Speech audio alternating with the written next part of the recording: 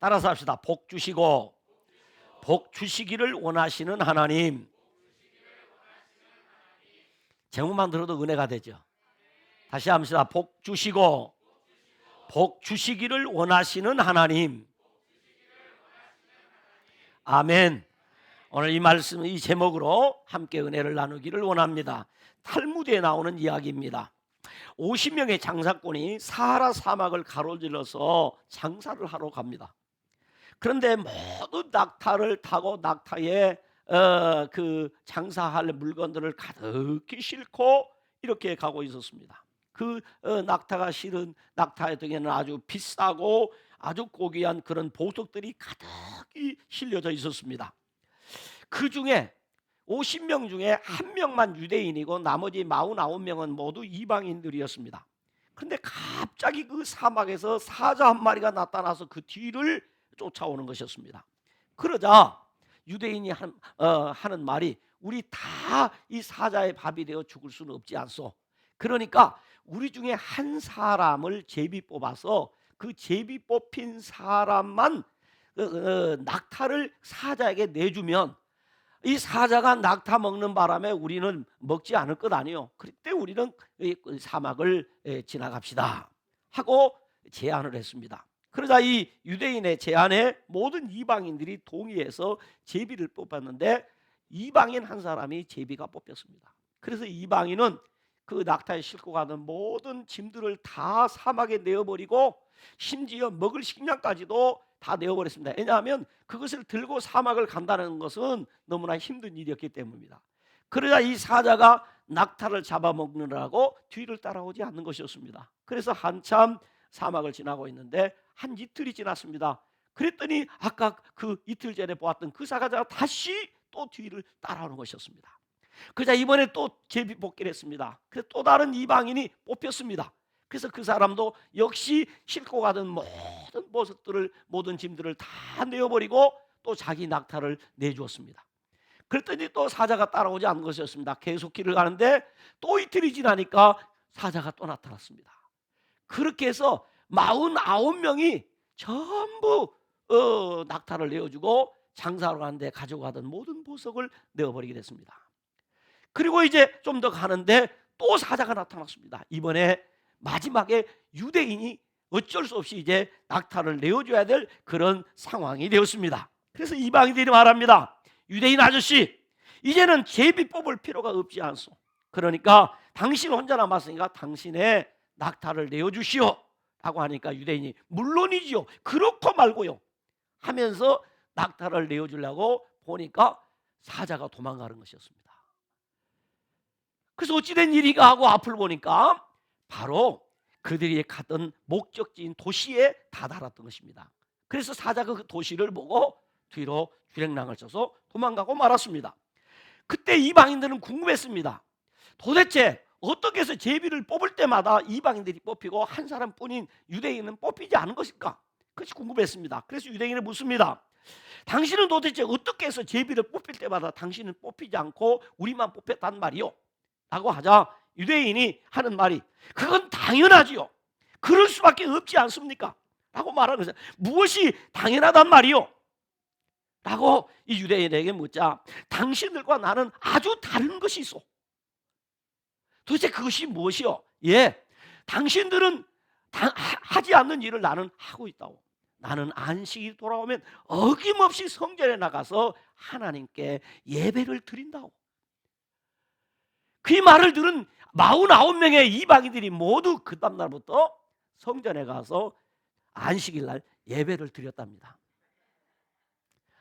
바로 하나님 앞에 예배를 드렸더니 하나님께서 그들에게 그 유대인을 하나님이 지켜주시고 보호해 주셨다는 탈무드에 나오는 이야기입니다. 오늘 우리가 함께 읽은 이 본문은 제사장들이 백성을 축복하면 하나님께서 그 사람에게 복을 주시겠다 하는 이런 약속의 말씀입니다. 그러므로 하나님께서 모세에게 말씀하시기를 아론과 그 아들들에게 이스라엘 자손을 위하여 이렇게 축복하라고 하시면서 구약의 축도를 가르쳐 주셨습니다. 제가 언젠가 이 본문을 갖고 설교한 기억이 있어서 언제 이 설교를 했는가 하고 찾아보았더니 2008년도에 이 본문을 가지고 설교를 했더라고요. 그러니까 2008년도에 이 설교를 들으신 분 가운데 기억하시는 분이 몇 사람이 있을까 싶은. 아무튼 2008년도에 제가 이 본문을 가지고 주일날 설교를 한 것을 제가 확인을 해, 주보를 전부 언제 했는가 하고 확인했더니 2008년도에 이 본문을 가지고 설교를 했던 이 기록이 남아 있었어요. 아무튼 그래도 이 본문의 말씀이 제가 예배를 다 마치고 나서 축도할 때 하는 이 축도문이 오늘 우리가 설교 본문으로 택한 민수기 6장의 말씀입니다. 오늘 본문 22절로 23절에 보면 아까 제가 말씀드렸던 것처럼 여호와께서 모세에게 말씀하여 이르시되 아론과 그 아들들에게 말하여 이르기를 너희는 이스라엘 자손에게 따라서 합시다. 이렇게 축복하라. 이렇게 축복하라. 그러시면서 24절로 26절에 축복의 내용을 기록하고 있습니다. 24절로 26절 말씀을 다 같이 한번 읽어봅니다. 읽을 때 이 말씀대로 여러분에게 축복이 있기를 주님의 이름으로 축원합니다. 안 읽은 사람은 없기로 합시다. 그러나 이렇게 축복하면 이렇게 복을 주신다 했으니까 24절로 26절을 같이 읽습니다. 시작. 여호와는 내게 복을 주시고 너를 지키시기를 원하며 여호와는 그의 얼굴을 내게 비추사 은혜 베푸시기를 원하며 여호와는 그 얼굴을 내게로 향하여 드사 평강 주시기를 원하노라 할지니라 하라 그랬습니다. 그리고 27절에 결론적으로 이렇게 말씀합니다. 27절 같이 읽습니다. 시작. 그들은 이같이 내 이름으로 이스라엘 자손에게 축복할지니 내가 그들에게 복을 주리라. 따라서 내가 그들에게 복을 주리라. 자, 오늘 이 본문 말씀을 통해서 우리가 알 수 있는 중요한 사실이 있습니다. 그것은 무엇인가 하면 하나님이 어떤 하나님인가에 대해서 알 수 있다는 것입니다. 이 본문을 통해서 우리가 알 수 있는 하나님은 어떤 하나님이다? 그렇죠. 복 주시고 또 복 주시기를 원하시는 하나님이시다 하는 말입니다. 복 주시고 복 주시기를 원하시는 하나님이시다. 이것은 우리가 성경 창세기부터 요한계시록까지 읽어보면 하나님의 마음이 어떠한가를 우리로 하여금 알게 합니다. 하나님은 우리에게 복 주시고 복 주시기를 원하시는 하나님이시다. 그래서 창세기 1장에 보면 하나님은 사람을 지으시고 사람에게 먼저 복을 주셨다 그랬습니다. 하나님은 우리에게 복 주시고 복 주시기를 원하신다. 그래서 하나님께서 이스라엘 백성들에게 이렇게 복 주시기를 원해서 제사장인 아론과 그의 아들들에게 이스라엘 백성들에게 이렇게 축복하라고 하신 것입니다. 그런데 베드로전서 2장 9절에 보면 예수 그리스도를 구주와 주님으로 믿는 모든 성도들을 향하여서 어떻게 말씀하시느냐면 왕 같은 제사장이라고 합니다. 따라서 합시다. 왕 같은 제사장. 왕 같은 제사장. 그러니까 오늘 우리들을 두고 성경은 왕 같은 제사장, 권세 있는 제사장이라는 말입니다. 그러니까 우리가 축복하면 그 권세가 있어서 축복의 권세가 있어서 축복하는 축복이 그대로 나타나는 역사가 있다 이 말입니다. 그러므로 저와 여러분들이 하나님의 이름으로 주님의 이름으로 서로 축복하면 하나님께서 그대로 복을 주시겠다는 것입니다. 히브리서 6장 14절에 보면 내가 반드시 너에게 복 주고 복 주며 너를 번성하게 하고 번성하게 하리라 라고 했어요. 여러분, 우리가 하나님에 대해서 추상적으로 이렇게 아는 하나님이 아니라 실제로 살아 계셔서 약속하신 말씀대로 행하시는 하나님을 믿으시기 바랍니다. 그런데 이렇게 하나님을 믿는다고 하면서도 내 인생에 문제가 생기면은 그 하나님을 전적으로 믿고 신뢰하고 의지하는 것이 아니라 인간의 수단과 방법을 먼저 동원하여 하나님이 일하실 기회를 박탈시켜 버린단 말이죠. 여러분, 하나님에게 일할 수 있도록 기회를 주시기를 바랍니다. 하나님이 내 인생 가운데 역사하실 수 있는 기회를 하나님 앞에 드려요. 그래서 하나님이 정말 내 하나님이라는 사실을 내가 알고 내 주변 사람들이 알고 모든 사람이 알 수 있도록 하나님을 드러내는 것이 하나님을 하나님 되게 하는 것입니다. 할렐루야. 그래서 우리가 1월 둘째 주에 하나님 알아가기라는 설교를 통해서 그런 제목의 설교를 했어요. 욥기서를 가지고 제가 설교를 했는데 무슨 설교를 했느냐 하면 귀의 하나님이 어떤 하나님이 된다? 눈의 하나님이 돼야 된다는 거죠. 듣기만 하던 하나님이 아니라 내 눈으로 보는 하나님, 내 손으로 만지는 하나님, 내 삶으로 체험되는 하나님, 그 하나님이 나의 하나님으로 믿어지고 증거되어지는 역사가 나타나야 합니다. 여러분 인생에 어떤 문제이든지 간에 내가 먼저 하나님보다 앞장서서 역사하지 말고 하나님이 역사할 수 있는 기회를 하나님 앞에 드리는 것이 믿음이란 말이죠. 뭐가 그리 바빠요? 내 인생에 어려운 문제가 생겼어요. 참 이 문제가 꼬였어요. 그런데 사람들이 다 안 된대요. 그러면 누가 할 차례예요? 누가 할 차례예요? 내 힘으로 안 돼요. 누구의 도움 받아도 안 돼요. 그러면 하나님만 하실 수 있다는 이야기입니다. 그때 하나님만이 하실 수 있구나. 야, 하나님이 드디어 일할 때가 됐구나. 하나님, 이제 내가 하나님께 맡기오니 하나님이 하세요 하고 하나님께 맡겨드리는 것, 그것이 하나님을 하나님 되게 섬기는 것입니다. 그것이 믿음입니다. 그것이 믿음입니다. 그런데 하나님 틈도 안 줘. 하나님 역사할 기회도 안 주고 자기가 다 일 저질러 버려요. 그래놓고 안 된다고 해요. 맡기는 것입니다. 따라서 맡기는 것이 믿음이다. 맡기는 것이 믿음이다.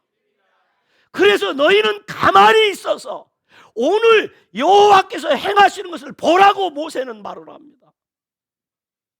뒤에는 애굽의 군대들이 쳐들어오고 뒤쫓고 있습니다. 앞에는 홍해가 가로막고 있습니다. 그때 모세를 통해서 하나님 말씀합니다. 너희는 오늘 가만히 있어서 여호와께서 행하시는 일을 봐라. 그것이 믿음이다. 할렐루야. 하나님의 마음을 알면, 여러분요, 저도 어른이 되고 보니까, 할아버지가 되고 보니까, 아버지가 되고 보니까 어떤 때는 아이들이 자기 못하니 할아버지 나 이거 할 줄 몰라, 이거 도와줘, 그럴 때 얼마나 좋은지 모르겠어요. 왜? 내가 그래도 네 할아버지구나. 그런데 이 아이들이 크면 점점 크면 어떻게 하는 줄 알아요? 제가 뭔가 물어보고 뭔가 도와주고 싶어 하면 할아버지 신경 쓰지 마. 할아버지 관심 꺼. 그럴 때 할아버지는 서운해. 알면서도 여러분 진짜 며느리가 시집가서 시어머니한테 효도하는 것 중에 아주 효도하는 것이 무엇인지 아십니까? 자꾸 물어요. 어머니 이건 어떻게 해요? 어머니 이건 어떻게 해요? 자꾸 물을 때 시어머니 기분 좋아요. 그런데 시어머니한테 묻지도 않고 아이고 어머니가 뭘 알아서 그래요? 가만둬요? 불효입니다. 불효. 우리 하나님 앞에도 하나님 가만히 계세요. 하나님 뭘 하신다고 그러세요? 하나님 내 인생에 개입하지 마세요. 여러분 하나님이 내 인생에 자주 개입해야 됩니다. 내 인생의 모든 것에 하나님이 개입하셔야 역사가 나타나는 거죠. 말로는 전능하신 하나님을 믿는다고 말하면서 내 삶 속에는 전혀 전능하지 않고 무능한 하나님을 믿는 자처럼 하나님이 역사할 기회도 틈도 시간도 안 줘버리는 것은 불신앙입니다. 내 하나님은 크고 힘이 있어 못하실 일 전혀 없습니다. 적어도 내가 믿는 하나님은 그렇습니다. 오늘 우리 주일학교 어린이들하고도 이 찬송을 불렀어요. 내 하나님은 크고 힘이 있어 못할 일 전혀 없다. 정말 우리 하나님은 못하실 일이 전혀 없으십니다. 그런데 그 하나님이 나에게 복을 주시겠다는 겁니다.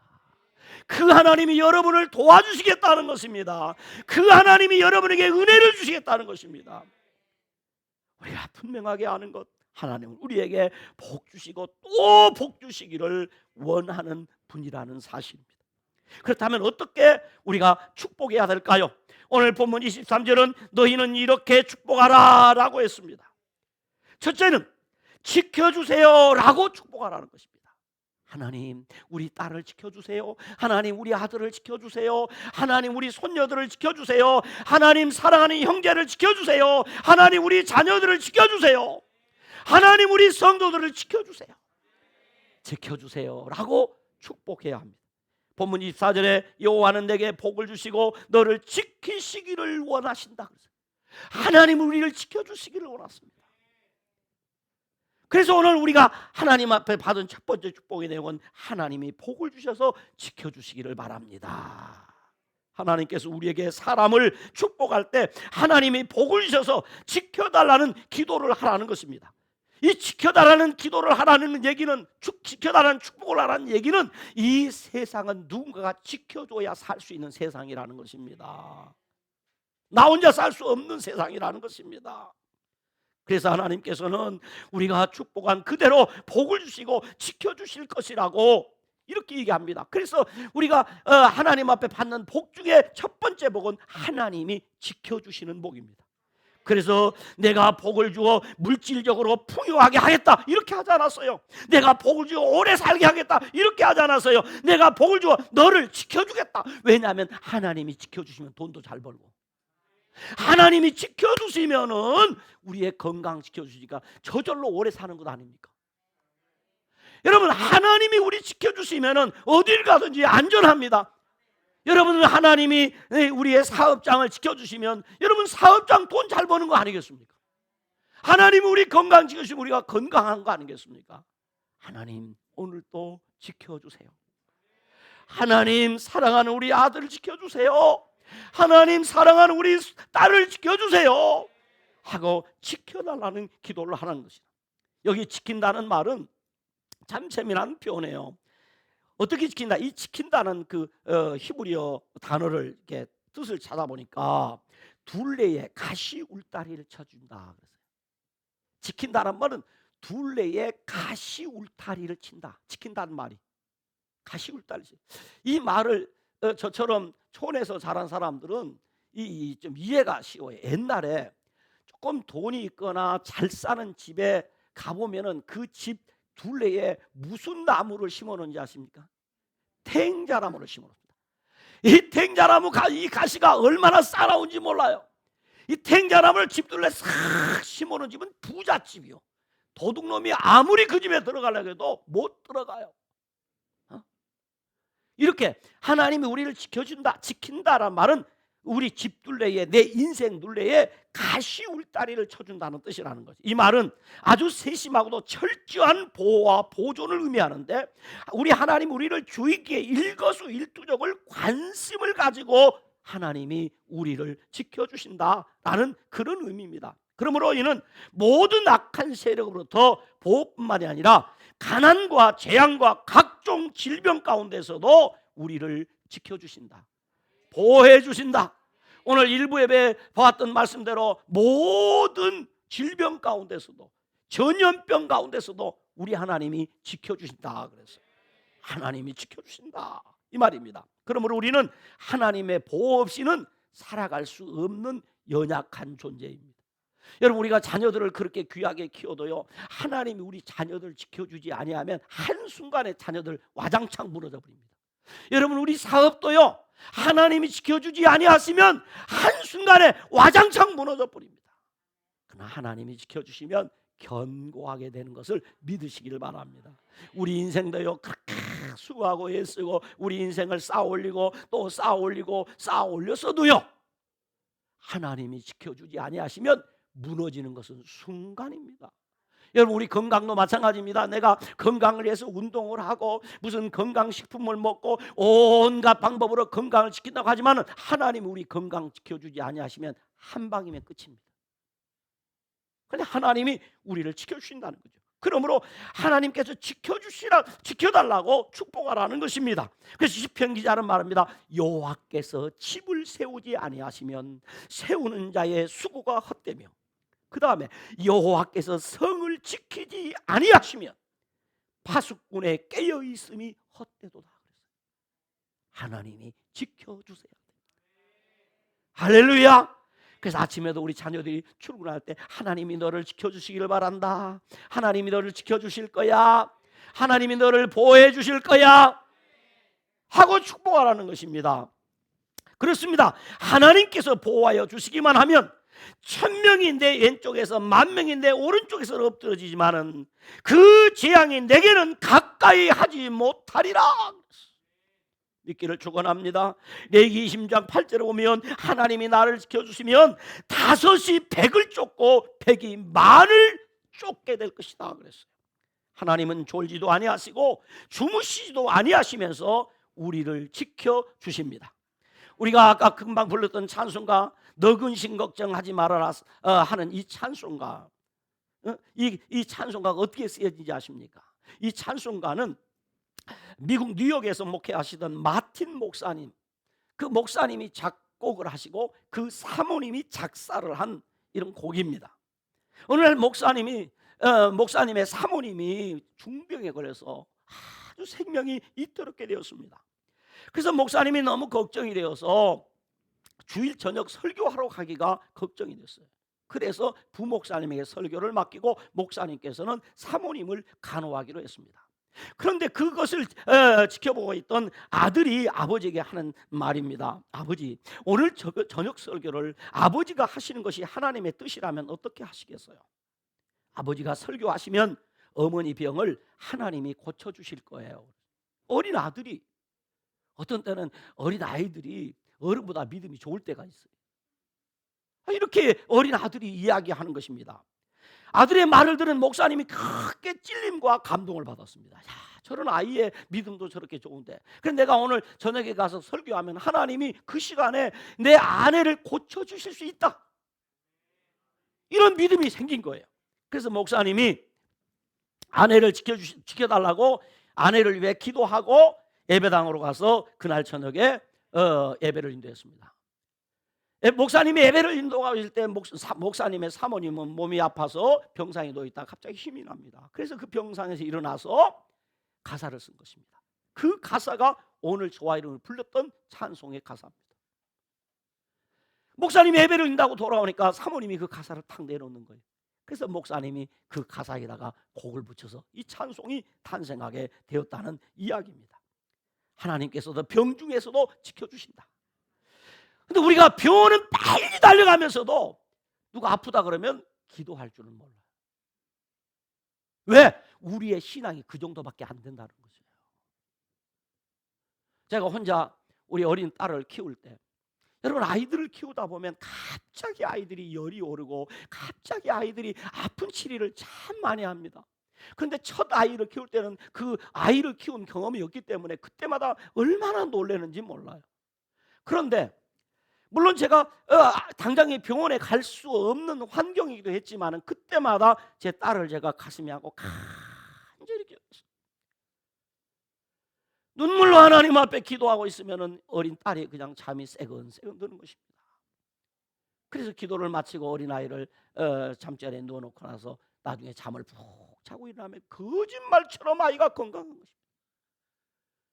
그래서 딸을 특별히 병원에 데리고 간 적이 없어요.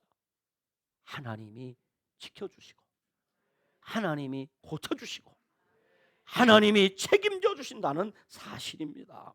여러분, 우리 하나님은 우리를 지켜주시기를 원하고 계신다. 그렇습니다. 내가 주님의 이름으로 축복하면 주님은 복을 주십니다. 두 번째는 은혜 주세요. 은혜 주세요라고 축복해야 합니다. 첫째는 지켜주세요. 두 번째는 은혜 주세요. 본문 25절에 이렇게 기록하고 있습니다. 본문 25절을 같이 읽어봅니다. 시작. 여호와는 그의 얼굴을 내게 비치사 은혜 베푸시기를 원하며 그랬어요. 하나님은 우리에게 은혜 베푸시기를 원하신다. 할렐루야. 우리가 축복하면 하나님께서 우리가 축복하는 사람에게 얼굴을 드시고 그 사람에게 은혜를 베풀어 주시겠다. 여기서 얼굴이란 말은 하나님의 성품과 하나님의 인격을 상징하는 말입니다. 그러므로 하나님께서 얼굴을 가리거나 감춘다는 것은 인간 편에서는 절망이요 죽음을 말합니다. 반면에 하나님께서 얼굴을 내게로 비추어 주신다는 것은 바로 생명이요 구원이요 축복인 것입니다. 그러므로 하나님의 얼굴 방향은 곧 인간 생존의 열쇠이며 축복의 방향입니다. 하나님께서 그 얼굴을 우리에게 비추실 때 우리 인생의 어둠이 사라지고, 하나님이 그 얼굴을 우리에게 향하였을 때 우리의 근심이 사라지고, 우리의 걱정이 사라지고, 우리의 슬픔과 고통이 사라지는 것입니다. 하나님의 얼굴을 우리에게 향해 비치실 때 우리 속에 있는 원망과 불평이 사라지고 감사와 찬양이 채워지게 될 줄로 믿습니다. 기쁨과 소망이 솟아나게 될 줄로 믿습니다. 평안함이 가득게 될 줄로 믿습니다. 참으로 하나님은 은혜 베푸시기를 기뻐하신다. 여러분, 은혜란 말은 우리가 수없이 들어서 알아요. 사실 은혜란 말은 우리가 설명 이상의 것입니다. 은혜 속에 담겨진 온갖 것은 우리가 말로 표현할 수 없는 가장 좋은 하나님의 선물입니다. 그래서 우리는 은혜를 구하고 또 은혜를 구합니다. 그래서 늘 우리가 기도할 때, 우리가 말할 때 집사님에게 은혜가 있기를 바랍니다. 옆 사람한테 한판 해요. 돈 안 드는 거니까. 이럴 때 옆 사람한테 집사님 혹은 성도님 혹은 장로님 혹은 권사님 혹은 이쁜이 혹은 미운이 불러갖고 은혜가 있기를 바랍니다. 시작. 은혜가 있어야 돼. 사람이 여러분에게 은혜가 있기를 축원합니다. 여러분, 성도들 만나면 어떤 성도를 만나면 은혜가 있단 말이에요. 은혜가 있어요. 어떤 사람은 은혜가 없어요. 어떤 사람 만나면 은혜 있던 것까지 다 쏟아져 버린 경우가 있어요. 여러분, 여러분에게 은혜가 있기를 주님의 이름으로 축원합니다. 은혜 주세요. 하나님의 은혜가 있기를 바랍니다 라고 축복하라는 이야기예요. 은혜가 있기를 바란다 라고 그렇게 축복하라는 거예요. 늘 여러분, 우리 자녀를 위해 기도할 때 하나님 은혜 주세요. 은혜. 제가 여러분들을 위해 기도할 때 늘 그럼 하나님 우리 장로님에게 은혜를 주세요. 여러분, 은혜를 주시면 사람이요 은혜로워지면요 달라져요. 말도 달라지고요, 행동도 달라지고요. 은혜가 있으면 사람이 달라져요. 은혜가 있으면 사람이 달라진다. 은혜가 있으면 사람이 달리 보인다. 근데 은혜가 없으면 사람이요 또 다르게 보여. 까칠해. 말 한마디에도 가슴을 그냥 후벼놔. 그런데요 여러분, 은혜가 있으면요 말 한마디가 어떻게 그래도 복스럽게 하는지 몰라요. 은혜가 있으면 그 말 한마디를 하는데 정이 있어요. 그래서 여러분, 늘 우리가 우리 형제들을, 우리 이웃들을 기도할 때 하나님 은혜 주세요. 하나님 지켜주세요. 그 다음에 세 번째, 오늘 26절에 보니까 이렇게 기록해 놨어요. 26절 같이 읽어봐요. 시작. 여호와는 그 얼굴을 내게로 향하여 드사 뭘 주기를 원한다? 평강 주시기를 원하노라. 평강 주시기를 원하. 평강 주세요. 따라서 지켜주세요. 은혜 주세요. 평강 주세요. 이 평강 주세요는 제가 설명할 이유가 없어요. 왜? 지난주에 제가 다 얘기했어요. 속속들이 얘기했어요. 그래, 여러분 어떻게 하면 지난주 설교대로 주세요. 그러면 돼요. 따라서 지난주 설교대로 주세요. 근데 지난주 설교가 이거 어떻게 되는지 잘 모르겠다. 그 걱정하지 마세요. 다 대비책을 마련했어요. 우리 교회 유튜브라든가, 그건 우리 교회 카페에 들어오면 이미 설교 올라왔어요. 그대로. 그거 다시 들어요. 다시. 그러면서 주여 이렇게 이 말씀대로 내게 평강 주세요. 아멘. 왜? 얼마나 평강이 중요한지는 지난주 설교에 여러분 귀가 따갑도록 다 평강 속에 토부가 들었다고 그랬어요. 평강 속에 행복이 있다는 것이죠. 아무리 우리가 하나님이 나를 지켜주시고, 아무리 하나님이 나에게 하나님이 내게 은혜를 베풀어 주셔도 샬롬이 없으면 하나님의 보호하심이, 하나님의 은혜가 소멸되고 말아요. 그런데 은혜가 오면 평강이 와요. 그래서 내 마음이 기뻐. 그래서 예수 믿는 사람은 꼭 일이 잘 돼가지고 기쁘고 즐거운 것이 아니라 은혜 받으면 평강이에요. 그래서 우리가 늘 하나님 앞에 기도할 때 하나님 지켜주세요. 하나님 은혜 주세요. 하나님 평강 주세요. 이렇게 축복하라는 거예요. 이렇게 축복. 그러면 어떻게 하겠다고 했느냐? 그렇게 하나님의 이름으로 축복하면 우리 하나님께서 그들에게, 이스라엘 자손에게 내가 복을 주리라. 할렐루야. 여러분에게 이런 은혜와 축복이 있기를 주님의 이름으로 축원합니다. 어떤 예수를 잘 믿는 크리스찬이 몸이 아파가지고 중환자실에 이렇게 입원해 있어요. 주변 사람들이 저분은 이제 얼마 살지 못하고 죽겠구나 하는 거 다 알아요. 의사들도 알아요. 그런데 이 사람 얼굴이 너무 밝고 환한 거예요. 그래서 주변에 있는 사람들이 아마도 저 사람이 자기가 무슨 병에 걸렸는지 모르는가 봐 하고 수근수근합니다. 그러다가 옆에 있는 사람이 묻습니다. 당신 무슨 병인지 아시오? 하고 물으니까 알고 말고요. 내 병은 아주 위험한 병이라고 합니다. 못 고칠 병이라고 합니다. 그런데 어떻게 당신의 얼굴이 밝을 수 있어? 그랬더니 이분이 하는 말인데, 내 병에 대해서 의사들은 처방을 잘 모르고 있지만은 내가 믿는 예수님은 만병의 의사랍니다. 못 고칠 병이 없으신 분이랍니다. 그분이 고쳐줄 걸 믿기에 나는 이렇게 기쁘고 평안하다오. 그분은 나를 분명 고쳐주실 것입니다 라고 이야기하는 것입니다. 그러자 그 소리를 들은 의사들도 그 주변에 있는 환자들도 어떻게 저렇게 할 수 있을까? 그랬더니 얼마 안 있으니까 이 중환자실에 있는 사람이 일반 병동으로 갔습니다. 일반 병동 간지 얼마 있어 이 사람은 건강한 모습으로 퇴원을 했습니다. 퇴원한 다음에 몸이 건강인 다음에 그 병실에서 만났던 사람들을 병문안을 해야 되겠다 하고 병원에 찾아갔습니다. 그들에게 말했습니다. 하나님은 때로 우리에게 병도 주시지만은 우리 하나님 그 병에서 고치시는 하나님이십니다. 그래서 나는 병이 왔을 때도 기쁘고 평강하고, 나는 병에서 고침받아서도 여전히 나는 샬롬합니다 라고 전도를 했답니다. 이것이 바로 저와 여러분이 구해야 될 은혜고 축복이고 우리가 해야 될 축복인 줄로 믿습니다. 평강 주세요. 여러분 마음에 늘 하나님이 주시는 평강이 있기를 주님의 이름으로 축원합니다. 그러므로 내가 주님의 이름으로 축복하면 주님이 복을 주십니다. 사랑하는 성도 여러분, 이제 말씀을 마무리합니다. 우리 한번 따라서 합시다. 하나님 지켜주세요. 은혜 주세요. 평강 주세요.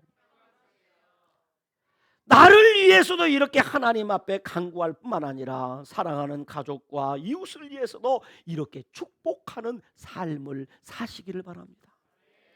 그러면 우리 남은 인생 여정 중에 하나님이 지켜주시고 보호해 주시는 복이 있게 될 것입니다. 하나님의 은혜로 충만케 하시는 은혜의 복이 있게 될 것입니다. 날마다 평강이 넘치는 평강의 복이 있기를 주님의 이름으로 축원합니다. 기도하시겠습니다. 하나님 아버지, 참으로 감사하고 감사합니다.